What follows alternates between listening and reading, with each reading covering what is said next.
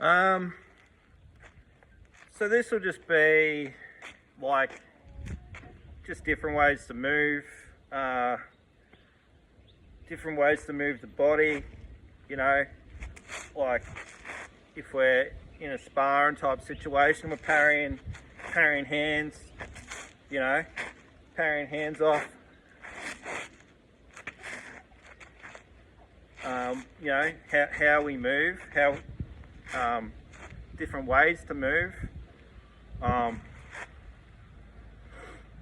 You know, like whether we throw a straight strike or whether we use our back here and we like sort of push out more of a strike that's connected to the body, you know, like whole body, having sort of like a whole body power. So just one thing, we might parry off, use the arms.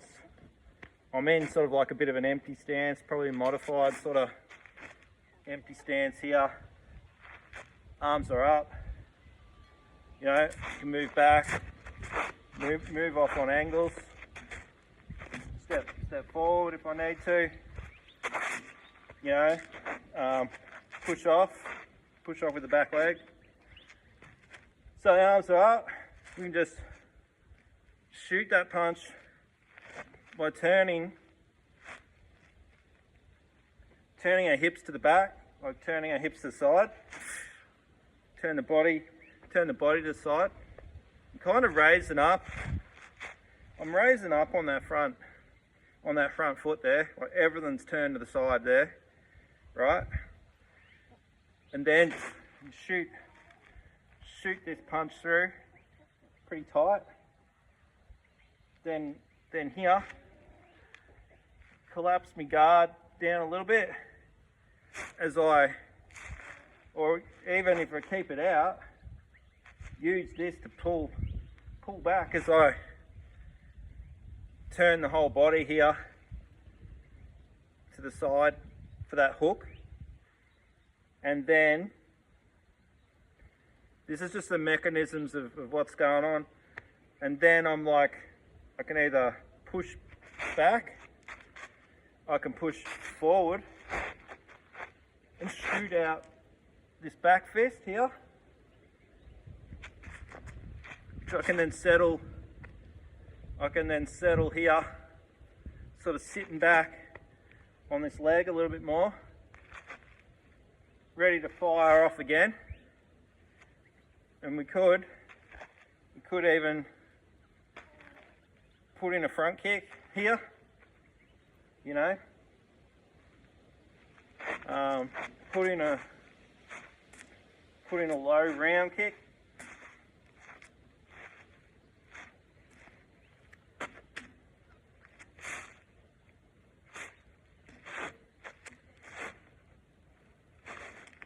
Which I don't normally do much of. Put in one straight up the middle to the groin, you know. So here again, here, arms are up, right? Instead of that straight jab, we could back fist, like a feeling sort of back fist. And if they're coming in, they could go straight into another back fist. Alright, come up with the elbow, come through with an elbow.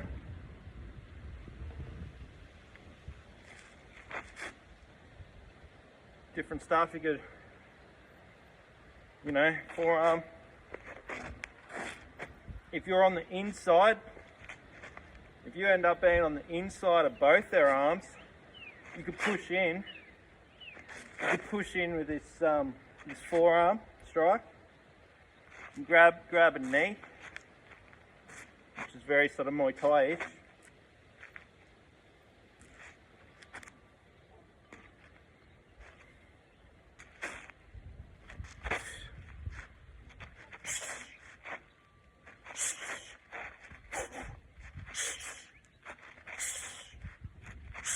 Keep it tight.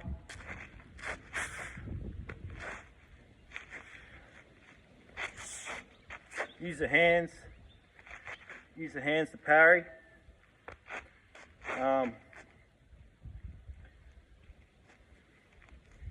Just depending on what's going on there. Obviously, you know, for future reference, I need to get a live opponent. Sometimes hard when you live out, you know, in rural Australia, and most of the people you know don't do martial arts. Anyway, it's gonna happen. It's gonna happen. Anyone living in Victoria, I'm happy to train with them. Anyway, so let's try on the different side. Let's try right leg forward. So parry some strikes, back fist, back fisting off the front arm again, turn the body on the side. Maybe we'll show it this way. Turning the body on the side. Right, guard still up. I can come through with a cross. Right, same movement. I just bring everything over across, like for that hook, and then we can, you know, go into another reverse punch, a back fist, and again, obviously we can push off that front foot. We can push off the back leg and come forward for that punch. We can, if he's over here, we can totally change. We can swap the front leg to the back leg and come off and start with the rolling strikes. You know, elbow guard.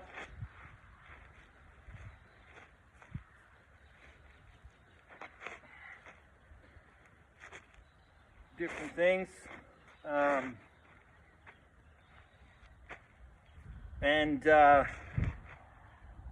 You know, like we've hit him, we might have hit him a few times, you know, and we might get in close. We might claw the face, keep the eyes, you know, keep them so they can't see.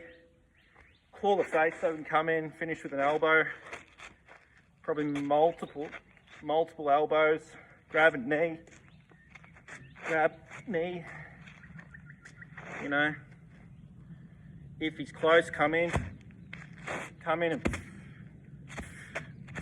just drop an elbow straight onto the back, getting the hook under, get in a guillotine, and choke out type shit.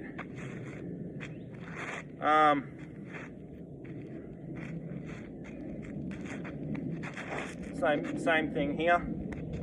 Yeah, might have like thrown a few punches, might have parried some strikes coming in, like, you know, come in, jam him up, claw to the face, keep moving, claw, whatever you're doing, double claw, even, covering his head, elbow, grab on, knee,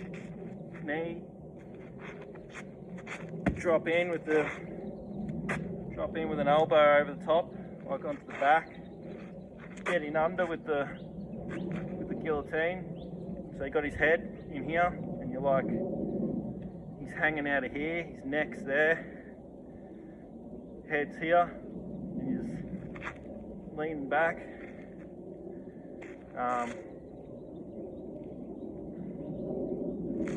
You know, take him down if you need to. Just a few different ideas.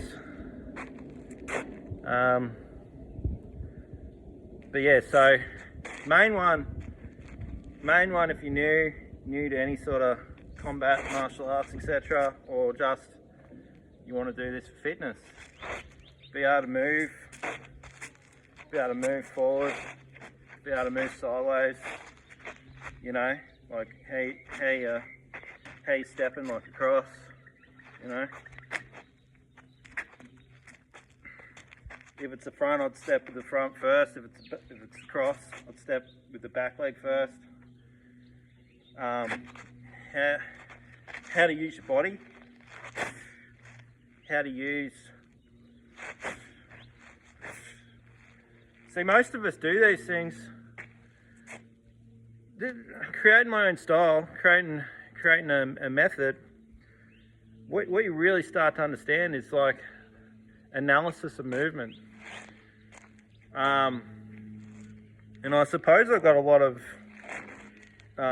thanks that I should put towards the Kempo community, and especially Ed Parker, because he formulated his own style from different martial arts, you know, karate, kung fu, etc., and sort of modernized it.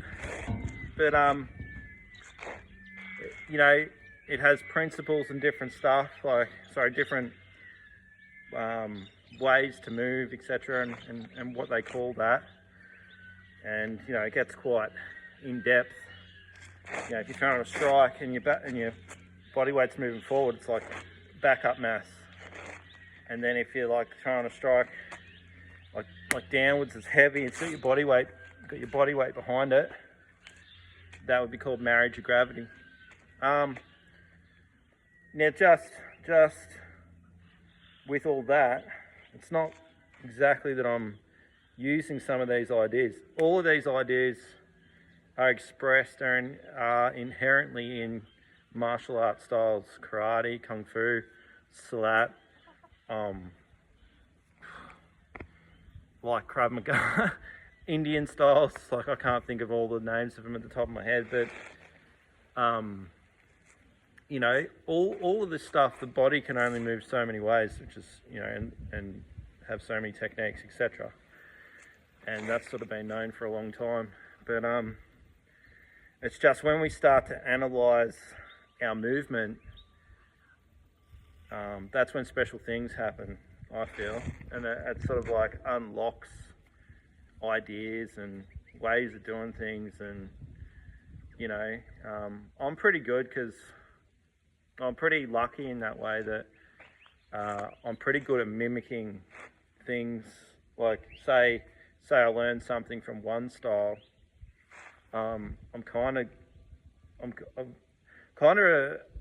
adept at sort of either changing it, modifying it, making it my own in some way, but also that's just knowing that way of movement helps me see different ways to move. I don't know, it's hard to explain at times. You know, so all through the martial arts there's this little circle stuff, like say I'm rising up here, and then when that circle's sort of like here, and then you turn it into something else, you turn it into a straight, so you turn a circle into a straight line, etc.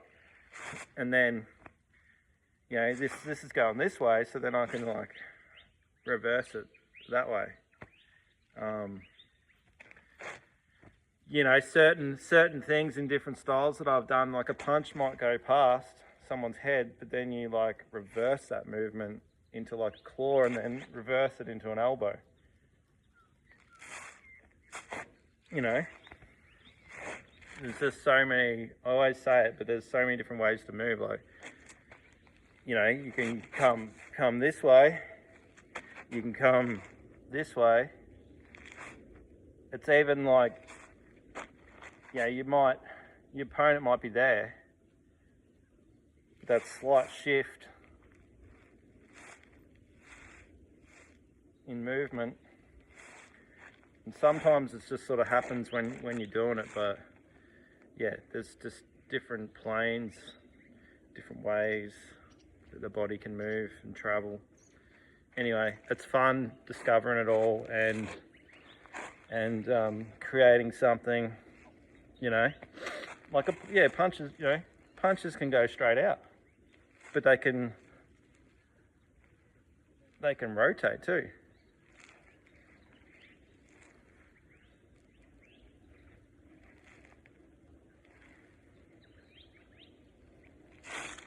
You bring something here and then it can come across, you know, this can then change in, come, and it can come out.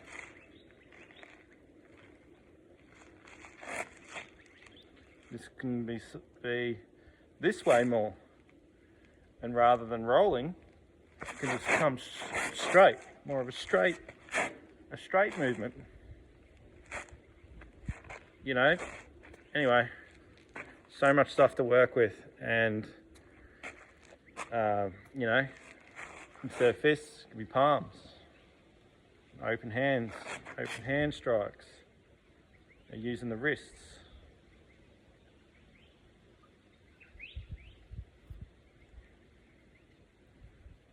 Strike this way.